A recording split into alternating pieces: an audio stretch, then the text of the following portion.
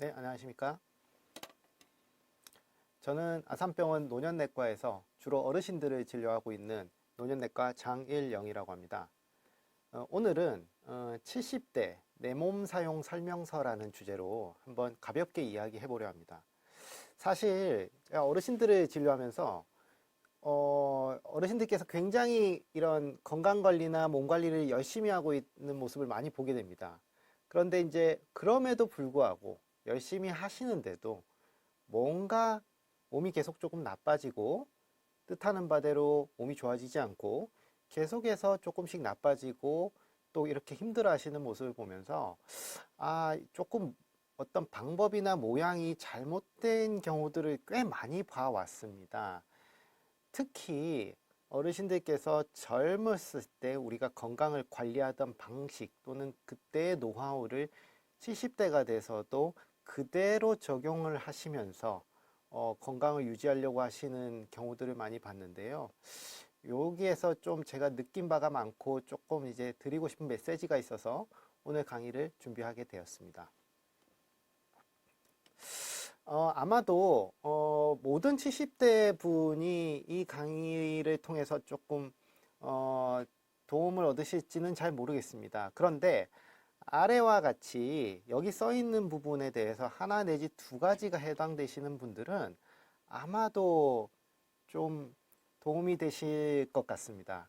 첫 번째는 이 이유 없이 피곤한 경우입니다. 이 어르신들께서 이제 자고 일어나도 막 피곤한 경우가 있고, 그 다음에 이제 뭐 운동하시는 경우, 특히 뭐 골프 치시거나 또는 밖에서 게이트볼 치시고 할 때 조금만 해도 예전하고 다르게 이제 피곤감을 크게 느끼는 경우가 있죠.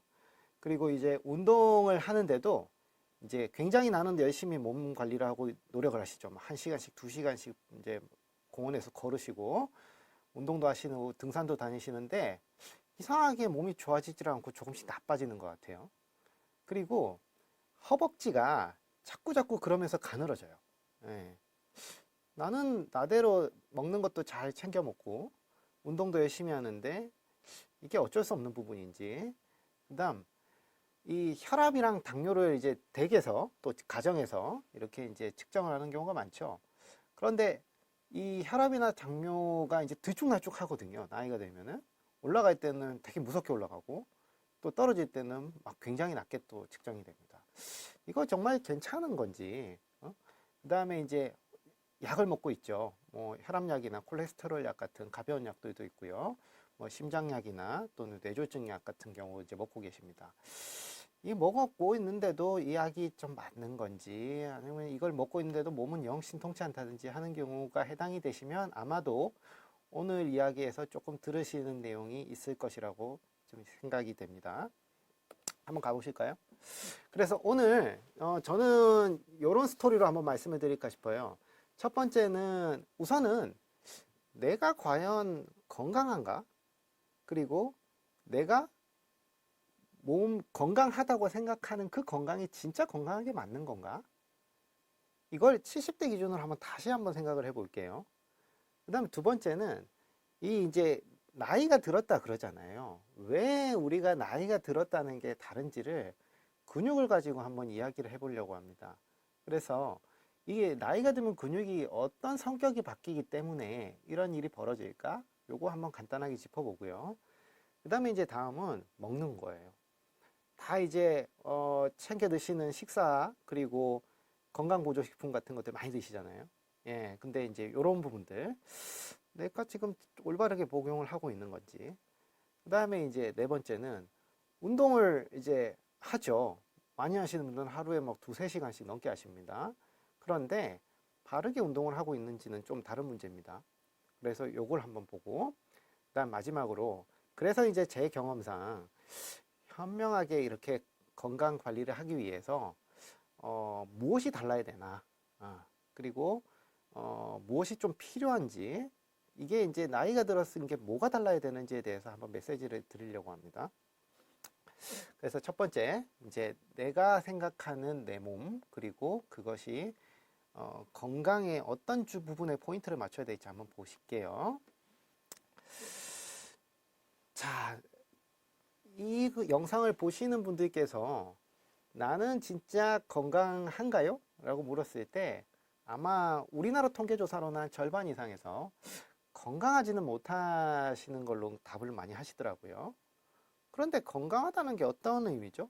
특히 이렇게 60대, 70대, 80대에게 건강하다는 게 어떤 의미일지 한번 생각을 해봅시다. 자, 그 두 환자분이 외래로 오세요. 진료를 보러 오십니다. 두 분 다 나이가 같아요. 70대시고요. 나이도 똑같습니다. 다른 뭐 어떤 병력도 다 똑같은데 딱 하나만 달라요. 한 분은 뇌졸중만 있는 분이에요. 예, 일종의 이제 중풍 뭐 이런 표현을 쓰죠. 예전에 뇌졸중을 앓으셨던 분이 있고요. 한 분은 그냥 다른 큰 병 없었고 그냥 혈압만 있으세요. 고혈압만. 자, 우리가 이제 기록으로 이 두 분을 보면 누가 더 건강해 보입니까? 어떤 쪽이 더 건강이 나쁜 것 같으세요? 예. 뇌졸중만 있는 분이 아무래도 병이 조금 중해 보였고, 그 다음에 예전에 큰 병 앓으셨던 것 같고, 그렇기 때문에 뇌졸중 있는 분이 우리가 이제 건강 상태가 더 나빴을 거라고 생각이 되잖아요. 그죠? 그냥 보면. 그런데 만약에 이렇게 지내시면은 어떻게 생각하십니까? 뇌졸중이 있던 분도 이렇게 여행 다니고 우리가 이제 손발이나 또는 신체 활동 또는 이런 기분 이런 것들이 다 좋아 보이고 그죠? 특히나 이렇게 막 뭐 높이 뛸 수도 있죠. 이런 분하고 고혈압밖에 없지만 저렇게 지팡이 짚고 걷기가 조금 어려워 보이고 하는 분을 봤을 때 자, 다시 한번 물어보겠습니다. 어느 쪽이 더 건강해 보이세요? 네. 이게 바로 우리가 나이가 들었을 때 건강하다의 정의를 질병으로 우리가 자꾸 접근을 하면 안 된다는 뜻이에요. 우리가 병이 있더라도 그 병을 어떻게 딛고 일어서느냐, 그리고 어떻게 극복해냈느냐가 결국은 나이 들어서의 건강이라는 거거든요. 그런데 내가 무슨 병이 있어요? 아니면은 내가 어디가 안 좋아요? 그걸로 건강하다는 얘기를 할 수 없는 게 우리가 나이가 들었다는 뜻이고요. 거꾸로 우리가 나이가 들어간다는 것은 어떤 병이 있느냐가 중요한 게 아니라 어떤 병을 어떻게 극복하고 있느냐. 그래서 내 몸을 얼마나 예전만큼 쓸 수 있느냐가 결국 건강하다의 정의예요. 어르신들에게 우리가 이제 건강하냐라고 물어보셨을 때 건강하지 않습니다라고 말씀하시는 거에 대부분의 원인 왜 그렇게 생각하세요? 한번 물어보면 대부분 큰 병을 앓았기 때문에 내가 예전에 무슨 병이 있었기 때문이거든요. 아니면 내가 요즘 먹는 약이 많아서 나 되게 몸이 안 좋아하십니다. 그게 아닙니다. 병이 없고 약이 적더라도 내가 신체 활동이나 또는 기억력이나 또는 근육량이 적으면 이게 지금 더 건강하지 않을 수 있습니다. 그리고 사실은 여기에 있는 혈압만 있는 이 고혈압만 있는 이 오른쪽 어르신이 사실은 더 빨리 돌아가실 것 같아요. 자, 그러면 또 다른 질문 하나 드릴게요. 자, 여기 이제 네 분의 그 어르신들이 있습니다. 실루엣이죠. 자, 70대고 이 네 분이 있는데, 자, 다 나이 같아요. 자, 누가 이제 건강해 보이십니까? 하면은 이제 조금 보이시죠? 당연히 왼쪽에 이렇게 딱 서 있는 꼿꼿하게 서 있는 분이 제일 건강해 보입니다. 그죠? 그리고 휠체어 타신 분이 아무래도 건강이 제일 나빠 보여요. 그죠? 네, 좋아요. 그거는 또 맞습니다. 그런데 우리가 이분들을 한번 물어보니까 이렇습니다. 아, 제일 꼿꼿한 분이 폐암 말기래요. 네, 안타깝죠. 그리고 한 분은 관절염인 거예요. 그러면 여기서도 건강하다의 또 어떤 정의가 좀 기준이 틀려지죠. 그죠? 관절이 안 좋았던 분이 아무래도 암 말기보다는 좀 낫지 않을까요? 그죠? 네. 그래서 우리가 건강 상태를 어르신들의 건강 상태를 일직선으로 이렇게 줄을 세워서 당신은 당신보다 낫습니다. 또는 어머님은 아버님보다 건강하지 않습니다라는 말씀을 드리는 게 사실은 굉장히 어렵고 그거를 주변 사람들이나 또는 다른 분들이 우리가 얘기하는 걸 곧이곧대로 우리가 받아들여서 순서를 매기기가 굉장히 어려워요. 예를 들면은 우리가 이제 관절만 안 좋기 때문에 뭐 관절이 여기저기가 안 좋으면은 아플 수 있죠. 그죠? 근데 무릎 하나만 안 좋으신 분하고 그다음 무릎, 허리, 어깨, 팔 다 안 좋으신 분하고 또 다르고. 그죠? 그리고 그 관절이 안 좋은데도 불구하고 어떤 분들은 굉장히 잘 다니시거든요.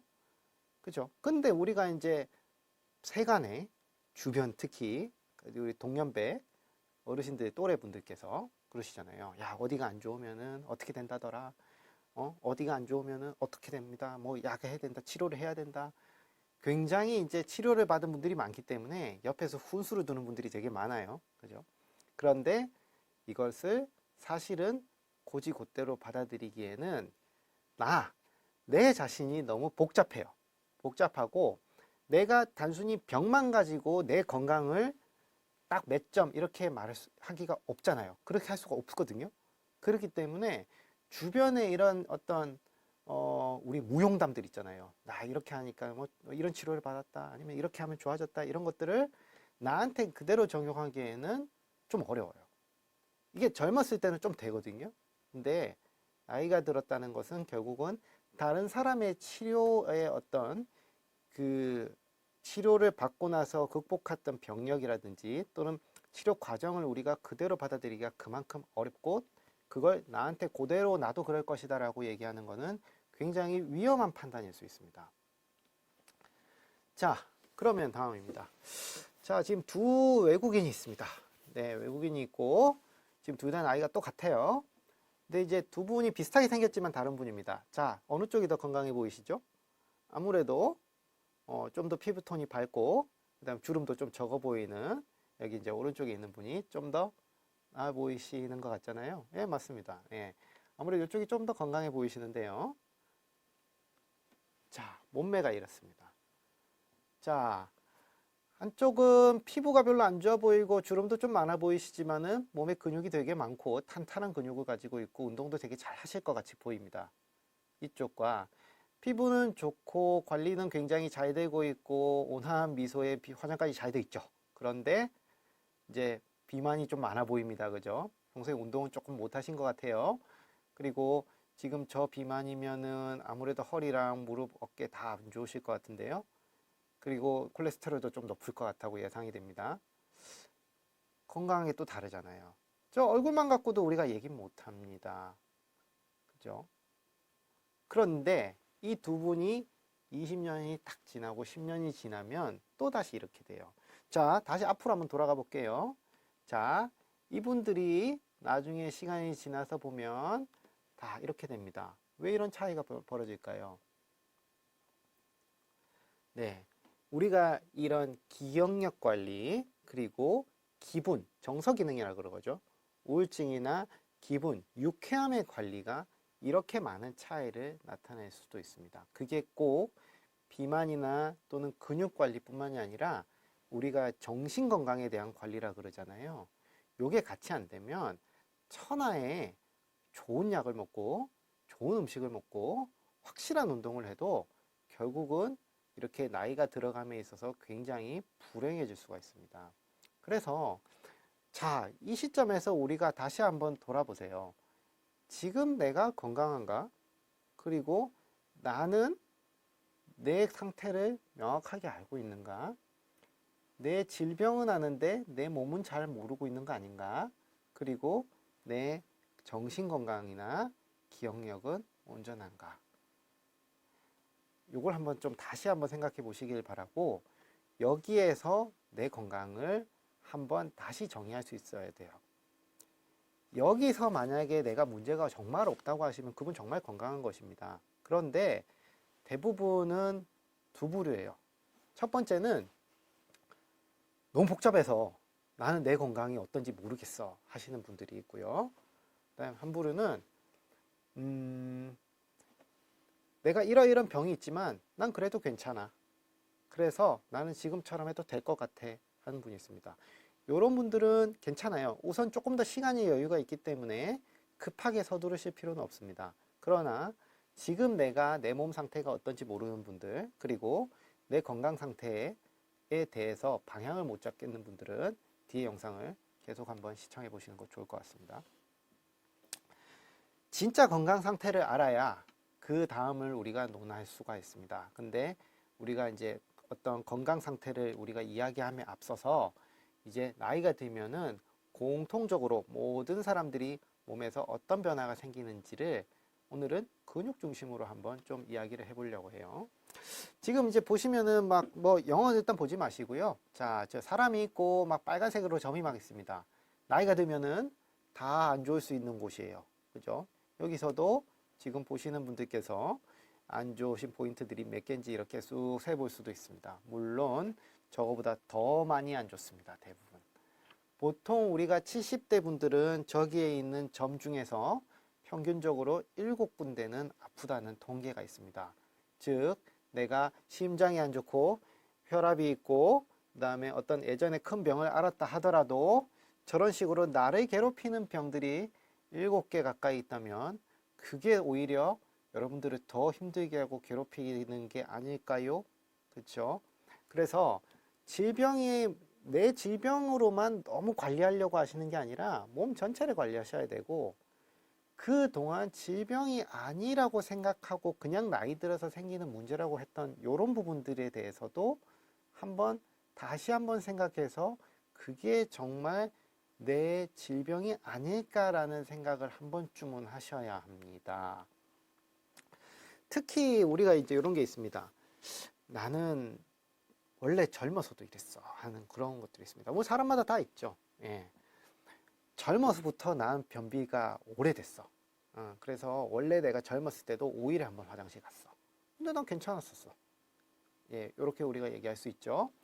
그 다음에 불면증. 밤에 깊이 못 자고 늦게 자고 그 다음에 꿈 많이 꾸고 그걸 젊었을 때부터 그러신 분들 많죠. 그리고 이제 소화. 특히 이제 좀 여성분들이 좀 많으신데 고기 소화를 평생 못 하신 분들도 있습니다.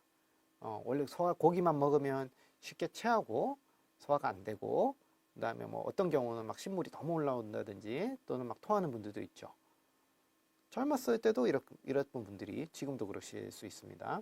그 다음에 원래도 젊었을 때 마른 분들, 젊었을 때도 되게 마른 분들 뼈 약하죠. 아마 50대, 40대 골다공증 있습니다라는 그런 진단 들으신 경우도 있을 겁니다. 원래병 같은 경우도 있잖아요. 그리고 원래가 좀 예민했던 좀 이렇게 매사에 이렇게 조금 소극적이거나 아니면 깜짝 잘 놀라시거나 또는 어떤 사람의 어떤 대인관계에 있어서 굉장히 예민하신 분들도 있습니다.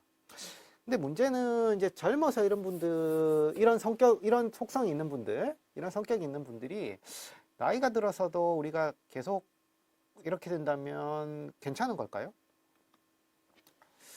그 다음에 또 한번 생각해 볼 부분은 이게 나이가 들어서 이제 다들 한 번씩 겪는 이런 문제들입니다.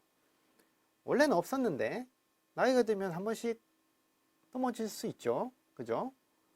그리고 나이가 들면은 걷기가 좀 어려울 수도 있습니다. 나이가 들면 변이 좀 잘 안 나오고 변비가 좀 생길 수 있습니다. 뭐 2, 3일에 한 번씩, 3, 4일에 한 번씩 대변을 보는 습관이 바뀔 수 있고요. 나이 들면 살 좀 빠질 수 있다고 들으셨죠? 예, 그래서 나이 들면 살 빠질 수도 있고, 나이 들면 원래 밤잠이 좀 적어진대요. 세간의 속성과 어떤 소문들, 그리고 주변의 어떤 많은 말씀들을 들으셔서 이런 내용들 조금 잘 아실 거라고 생각합니다.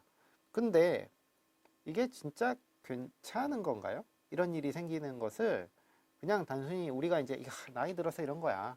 그래서 어쩔 수 없어. 라고 우리가 하면 괜찮은 걸까요? 괜찮은데요. 문제는 뭐냐면 이게 이제 나이가 들었다 하잖아요.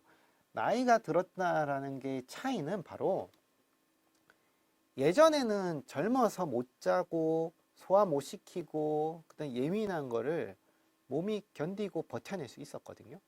근데 나이가 들었다는 것, 특히 70대가 넘어가면 버티기가 힘들어집니다. 그동안 내가 이런 습성 또는 이런 속성을 가지고 잘 지내왔는데 똑같이 끌고 가도 나이가 들면은 이제 이런 일을 이제 못 견뎌냅니다. 원래 젊어서도 이렇게 지내셨어요 하는 분들이 있어요. 원래 젊어서도 뭐 고혈압 있던 분, 콜레스테롤 높던 분 있죠. 약간 이제 젊어서도 건망증 많죠. 기억력 좀 떨어지고 마른 체형의 골다공증. 잘 지내왔던 거는요. 사실은 몸이 그만큼 튼튼하고 신체적으로 문제가 없었기 때문에 이런저런 작은 문제들을 다 몸이 이겨내고 있었던 거예요. 그 요즘 드라마를 보신 분도 있고 못 보신 분도 있을 수 있겠지만은 여기 보면은 이게 그리스 신화에 나오는 거라고 합니다. 이 시지푸스라고, 그죠? 돌멩이를 이렇게 못 내려오게 지금 붙들고 있죠. 젊었을 때는 요렇게 지내셨던 거예요. 그죠? 이 무게감을 본인이 충분히 감당하고 견뎌도 남을 정도의 양이었던 거죠. 그러면 문제 안 돼요. 저런 것들은. 젊었을 때는 이거 가지고 뭐 약 좀 먹고 하면 다 조절되고 사는데 큰 지장이 없습니다. 그런데 문제는 이제 요런 사소한 문제들이 있던 상황에서 나이가 들면 이럴 수 있지 라고 하는 것들이 하나 둘 늘어나잖아요. 그래서 한 번씩 넘어지기도 하고, 그 다음에 살짝 이제 뭐 무릎이 아프고 걷기가 이제 살짝 부자연스러워지죠. 걷기 어려지고 변비가 생기고 살이 빠지고, 그 다음에 밤에 못 자고 하면 저렇게 공들이 하나 둘 셋 넷 하면서 굉장히 많이 옵니다. 어떻게 할까요? 네, 못 견딘다는 게 바로 이런 부분입니다.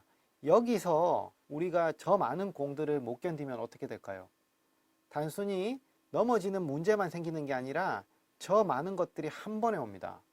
즉 하나가 무너지면 다른 기능들 같이 문제가 연쇄적으로 생길 확률이 높고, 그리고 그런 것들이 복잡하게 얽히기 시작하면서 이게 내가 나이가 들어서 생기는 건지 아니면 병이 생기는 건지 아니면 내가 건강관리를 잘못하는 건지 자꾸 헷갈리게 됩니다.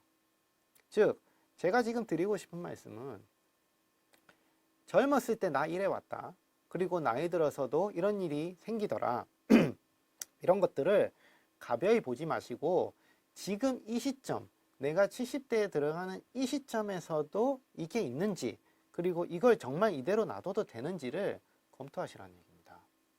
이제는 못 견딜 수 있습니다. 공이 너무 많이 내려오거든요. 그 현철 씨 노래잖아요. 이게 손대면 톡 하고 터질 것 같은 것이 저렇게 공이 많이 이렇게 내려오고 겨우겨우 공을 들고 이렇게 붙들고 있는 상황에서 이제 무슨 일이 생기죠. 뭐 예를 들면은 우리 사위나 아니면은 며느리가 이제 크게 이제 상심시키고 애를 먹이는 그런 경우라든지, 아니면 요즘 뭐 이렇게 집을 팔고 났더니 집값이 너무 많이 올라 버렸다든지 하는 이런 엄청난 스트레스들, 그죠? 오면 몸이 결국은 급격히 나빠집니다. 그래서 이런 작은 변화들이 내 몸에서 자꾸자꾸 생겨나고 있을 때, 야, 이것이 나이 들어서 그런 거야. 아니면은, 야, 이거 뭐 혈압 때문에 그렇겠지. 라고 하는 것도 결국은 내가 나빠질 수 있는 요인, 즉 위험성만 늘어나고, 결국 무슨 일이 생겼을 때 내가 결국 못 일어날 수 있기 때문에 요거는 꼭 신경을 쓰고 있어야 돼요. 그래서 일단 첫 번째 메시지는, 젊었을 때 하던 방식으로 몸 관리를 하려고 하시면 안 됩니다. 요게 첫 번째 메시지입니다. 근데 그러잖아요. 지금 몸 관리 안 하시는 분 있나요?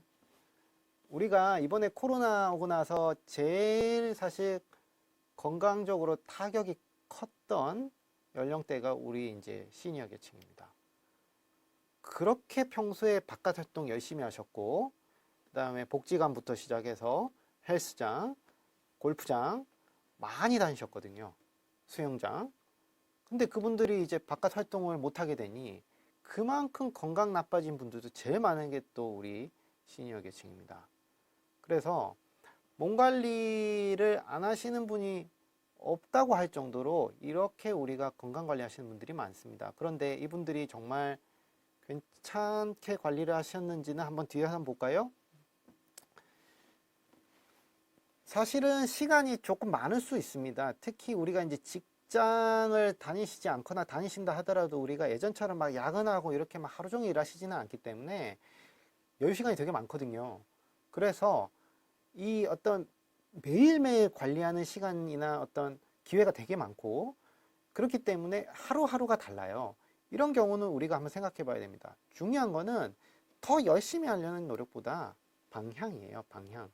즉, 매일매일 관리하기 때문에 조금만 각도가 잘못돼도 나한테 맞지 않아도 점점점 엉뚱한 방향으로 가고 있을 확률이 높고, 그리고 내가 조금만 방향만 바꿔놔도 당장은 효과가 안 나타나겠지만 시간이 갈수록 조금씩 좋아지는 경우를 또 충분히 만날 수가 있습니다. 그래서 이제 나이 든 근육을 한번 이해를 하러 가볼게요. 자, 우리 옛날에 이런 적이 다 한 번씩은 있으셨죠, 그죠? 예, 그래서 이제 이런 나이 든 근육이라는 게 뭐가 달라지는지 한번 보실까요? 우리가 이제 똑같이 허벅지잖아요, 그죠? 근데 허벅지 MRI를 이렇게 딱 찍어보면 두 개 이제 20살하고 근데 이제 78세가 좀 다릅니다. 보니까 지금 이제 저기 까맣게 보이는 부분들이 이게 다 근육입니다. 보니까 부피는 비슷해요. 부피는 비슷한데 안에 있는 근육량이 틀리고 또 하얀 부분이 좀 다르죠. 어쨌든 근육이 좀 많이 줄어듭니다. 나이가 되면. 겉으로 보기에는 똑같습니다. 그런데 이 이제 또 다른 그림입니다만 이 노란색 부분들이 결국은 뭐냐면 지방이에요. 우리가 이제 근육이 줄어들면서 그 사이를 지방이 가득 채우게 됩니다. 즉 우리가 이걸 근감소증이 오면서 그리고 이제 그 주변에 이제 지방이 침착됩니다. 이런 얘기를 합니다. 즉 근육이 줄어들고 지방은 좀 많아져서 약간 우리가 이제 고기에서 보면은 약간 마블링이라 그러잖아요. 하여튼 좀 좋지 않은 마블링 같이 이렇게 생기게 되는 게 우리가 나이 든 근육이라고 합니다. 근데 이제 여기서 중요한 거는 뭐냐면 근육은요 24시간 내내 먹고 만들고 또 사라져요. 이게 되게 중요한 겁니다. 24시간 내내.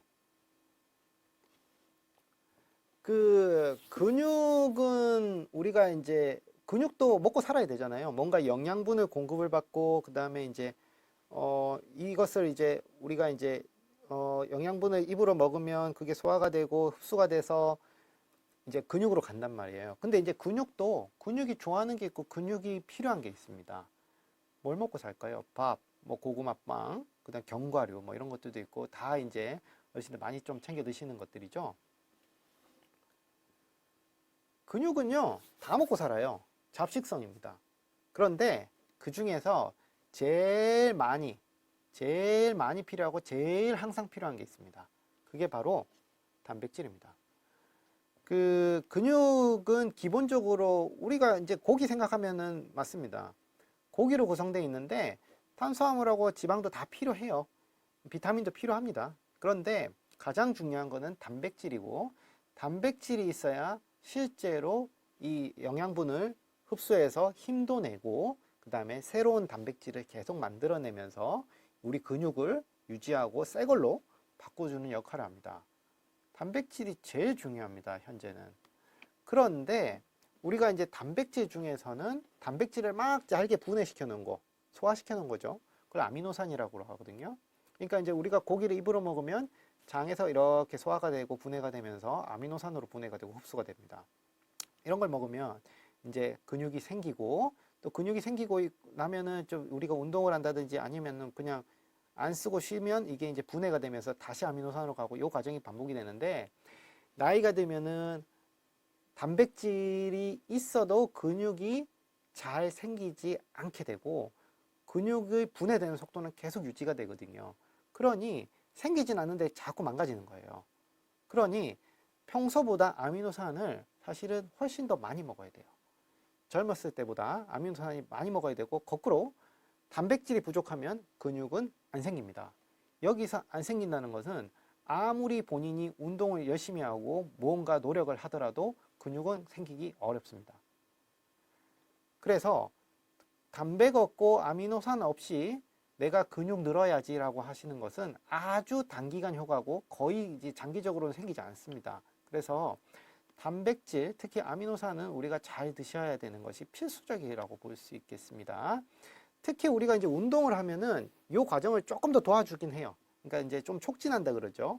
그래서 우리가 단백질이나 아미노산 이런 것들을 먹으면서 운동을 하면 그게 우리가 근육 생성을 더 빠르게 하는 그런 강한 촉진제가 되기 때문에 우리가 운동하세요 권해드리는 거예요. 그죠? 다만 여기서 위치가 보면은 운동한다고 근육 생기는 게 아니죠. 아미노산 단백질이 있어야 생긴다는 거잖아. 운동은 도와주는 거. 그러니 우리가 운동은 근육을 위해서 돕는 거. 실제로 재료가 필요한데 재료는 단백질, 아미노산. 됐죠? 그리고 아미노산 중에서도 다른 것들은 우리가 필요한 만큼 간에서 막 이렇게 바꿔서 만들 수 있습니다. 그런데 필수 아미노산이 필요해요. 요거는 제가 뒤에서 한번 말씀을 드릴게요. 필수 아미노산이라고 하는 거는요, 우리 몸의 간은 되게 대단해가지고, 우리가 떡을 드시든 고구마를 드시든 견과류를 드시든 필요한 거는 우리가 간에서 우리 몸에 필요한 걸로 다 바꿔가지고 몸으로 다 보내버립니다. 다 만들 수 있어요. 그래서 웬만큼 먹으면 문제될 게 없어요. 근데 필수 아미노산은 간이 못하는 겁니다. 아무리 먹어도 필수 아미노산은 만들어낼 수가 없고 바꿀 수가 없습니다. 그 말은 무조건 입으로 먹어야 됩니다. 누가 만들어 놓은 걸 먹어야 돼요. 근데 이 필수 아미노산이 근육에서 제일 중요하거든요. 그래서 필수 아미노산이 충분해야 근육이 만들어져요.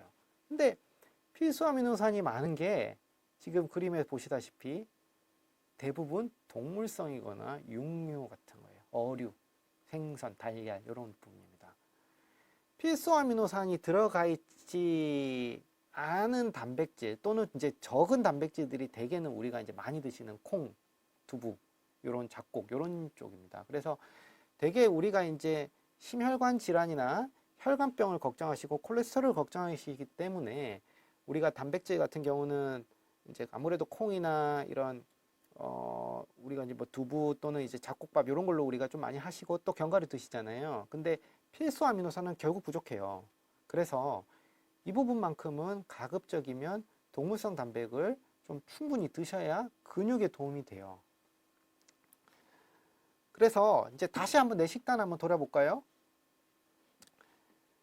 결국은 근육하고 그 다음에 우리가 이제 몸의 신체 기능, 힘을 유지하기 위해서는 동물성 단백이 충분한 게 필요하고 그 다음에 식물성 단백은 사실 웬만큼 식사하시는 분들은 부족한 경우가 잘 없어요. 그리고 이런 경우는 대부분 간에서 또 필요한 걸 우리가 바꿔서 써서 만들어냅니다. 그래서 대개는 콩이나 두부가 더 필요하신 분들이 그렇게 많지는 않아요. 오히려 평소에 단백을 덜 드시거나 별로 안 좋아하셨던 분들, 그리고 어쩌다 한번 드신 분들은 5년, 10년이 지나면 거의 대부분 부족하게 됩니다. 그래서 이 부족한 것들이 온몸에서 조금씩 나타나서 통증도 생기고 기억력도 좀 떨어지고 근육력도 떨어지고 그리고 자꾸 이제 힘도 안 나오고 그래서 운동해 보면은 옛날만큼 운동이 안 됩니다. 동물성 단백이 중요한 이유는 동물성 단백에 있는 필수 아미노산이 필요하기 때문입니다. 우리나라에서 지금 이 우리나라 통계이긴 합니다만은 이 단백질이나 고기 안 드시는 분들이 이렇게나 많아요. 오른쪽 보시면 우리가 이제 어떤 하루에 지금 단백을 얼마나 먹어야 되는다는 기준이 나와 있으면서 동시에 이제 그거 안 먹는 분들이 얼마나 되냐 했을 때는 반 넘어요. 반 넘는 분들이 우리가 고기랑 단백 안 드세요. 필요한 양만큼. 그게 아까 제가 매일매일 방향이 중요하다 말씀드렸잖아요. 그거는 하루에 이만큼 모자란 거가 하루, 일주일, 한 달, 1년이 되면은 엄청난 차이가 벌어지거든요. 그래서 방향이 중요하다는 것은 결국 내가 오늘 단백 섭취가 적고 그게 만약에 매일매일 그렇게 되면 그거는 큰 차이를 벌일 수 있습니다. 그러면 그런 차이가 결국은 근감소증으로 가고 그러면 이제 어떤 다른 치료하기도 힘들고 그다음에 뭘 치료해도 잘 듣지도 않고 이런 일이 이제 발생하게 됩니다. 그래서 단백질, 아미노산 충분히 섭취 못하면 근육 안 생겨요. 예. 그러면 얼마나 먹어야 되느냐? 우리가 이제 장에서 근육에서 흡수가 예전만큼 안 됩니다. 그래서 요것만 말씀드릴게요. 젊었을 때보다 30% 더 먹어야 합니다. 똑같이 먹으면 30%가 모자라게 돼서 오히려 30%를 더 먹어야 됩니다. 자, 여기 이 영상을 보시는 분들 중에 젊었을 때보다 더 드시는 분들 과연 얼마나 있을까요?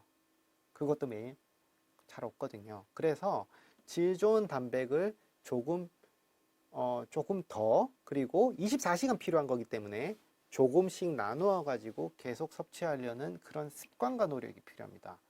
즉, 잘 먹는다의 정의를 우리가 다시 한번 생각해 보시고 단백이나 아미노산을 어떻게 섭취하는 게 좋을지 한번 생각해 봅시다. 자, 방금 말씀드린 대로 젊었을 때보다 30% 더 드셔야 됩니다. 그러면 이제 운동입니다. 나는 바르게 운동을 하고 있을까? 자, 근육이 많기만 하면 됩니까? 자, 보면 오른쪽은 테니스 선수고요. 뭐 샤라포바라는 이제 되게 유명한 선수입니다. 오른쪽은 이제 잘 모릅니다. 네, 어떤 이제 영화 배우 같아요. 근데 지금 보시니까 어떻습니까? 사실 이분들 두 분 근육을 우리가 보면은요, 근육량은 저 소파에 누워 있는 저분이 근육량 훨씬 많게 나옵니다. 그런데 근육이 많기만 하면 되겠습니까? 지금 누가 더 힘이 세 보이나요? 아무래도 저 공 치는 사람이 더 힘이 세거든요. 근육은 효율이 중요합니다. 우리가 이제 이 등심이거든요.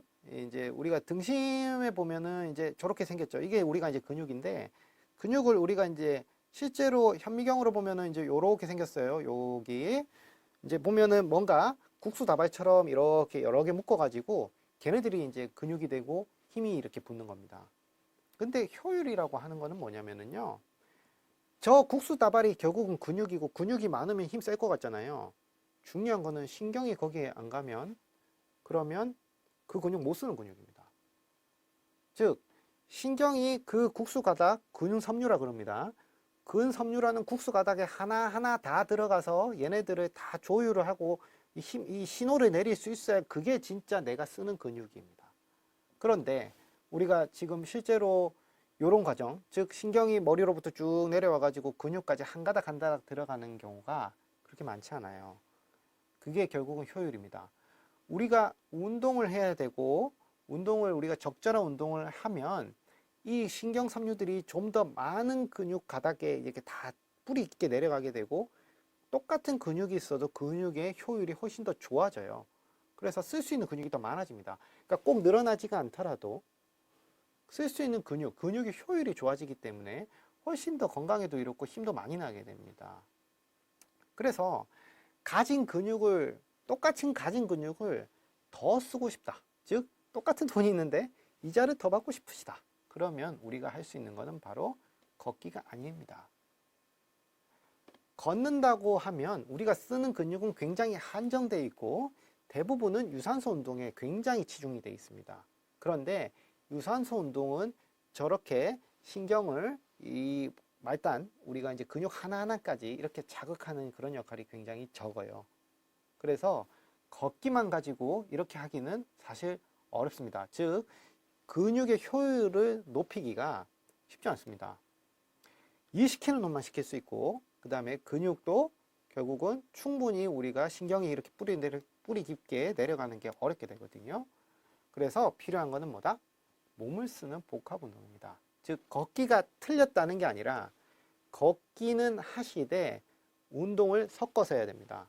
즉, 근력 운동도 조금 같이 해야 되고, 그 다음에 우리가 균형이나 밸런스 운동도 같이 해야 되고, 그 다음에 우리가 이제 어떤 스트레칭도 일부는 같이 해야 저 근육의 효율이 좋아집니다. 그래서 똑같은 근육에서도 훨씬 더 나은 어떤 근효율이 발생하고 동시에 우리 근육량도 더 빨리 사실 들 수 있습니다.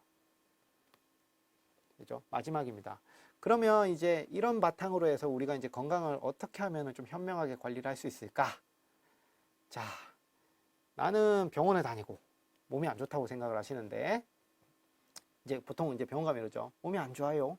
병원에 가면 이제 의사 선생님이 검사를 막 합니다. 검사 다 괜찮아요. 운동 좀 더 열심히 하십시오. 라고 할 수 있습니다. 네. 그러면 이제 어떻게 합니까? 명의를 찾아다닙니다. 전국에. 어디 뭐 내가 촬영할 수 있어서 무슨 명의, 어떤 명의 이러면서 이제 막 찾아다니십니다. 물론 필요는 할 수 있습니다. 필요는 할 수 있는데 그게 만약에 한 번, 두 번에서 해결이 안 되면은요. 그건 한번 다시 생각해 봐야 됩니다. 특히나 우리가 지금 이제 이렇게 이제 어떤 큰 병원 다니시거나 또는 우리가 이제 어떤 내가 병원 진짜 가봐야 되나 할 때 되면은 이게 또 꽤 늦게 오시는 분들이 많아서 왼쪽에 있는 사진처럼 어르신들이 이제 거동도 많이 힘든 경우가 많은데 이런 경우에 우리가 막 이런 검사 막 시키시잖아요. 맞죠? 이런 검사 해보시면요. 그러니까 이제 이런 검사가 더 어려울 수도 있거든요. 그러면 나한테 맞는 어떤 진도도 필요해요. 그죠? 어떤 우리가 뭐 명의나 이렇게 훌륭한 선생님도 필요하지만 그걸 잘 고치기 전에 나한테 맞는 검사가 뭔지도 한번 좀 생각해 봐야 됩니다. 그래서 중요한 거는 내 상태를 바르게 진단하는 것입니다. 여기서 중요한 거는 바르게라는 겁니다. 잘이 아닙니다. 똑똑하게가 아닙니다. 바르게 진단하는 것입니다. 우리가 약 많이 드시잖아요. 그죠? 자, 우리 감기약 되게 많이 드시죠? 감기약. 감기약도 드시고 예전에 한번 기억을 떠올려 봅시다. 독한 감기약 먹으면 어떠시던가요? 입이 마르고 자꾸 졸리고 그 다음에 들어눕고 싶고 몸에 힘이 나른하게 힘이 하나도 없죠. 이 상황에서 운동 계속 하실 수 있을까요? 이런 입 마르고 기운 없고 힘 빠지고 어지러운 이 상황에서 우리가 뭔가 몸 관리를 한다고 했을 때 제대로 될까요? 발목을 붙잡고 있는 게 있으면 그거부터 끊어내야 돼요. 그거를 해결을 안 하고 자꾸 운동을 하고 아까처럼 필수 아미노산을 열심히 드신다고 얼마나 좋아질 수 있을까요? 문제가 될 효지, 즉 나의 어떤 성장과 발전할 수 있는 요소를 저해하고 있는 게 있으면 그거부터 우리가 좀 중단해야 되는데 70대 분들에게 약이란 이런 부작용이 늘어날 수 있다는 거예요. 무슨 말이냐면 나이가 들면 부작용이 하도 흔해가지고 병 주고 약 주고가 될 수 있습니다. 그죠? 이게 이제 약이 늘어나면은요, 나이가 들었을 때 우리가 이제 부작용 확률이 늘어난다는 게 이제 문제인데, 아까 이건 근육하고도 관련이 높습니다. 그러면 약이 9개가 되면은 부작용 확률이 거의 100%고, 하나만 있어도 부작용 확률이 30% 가까이 됩니다.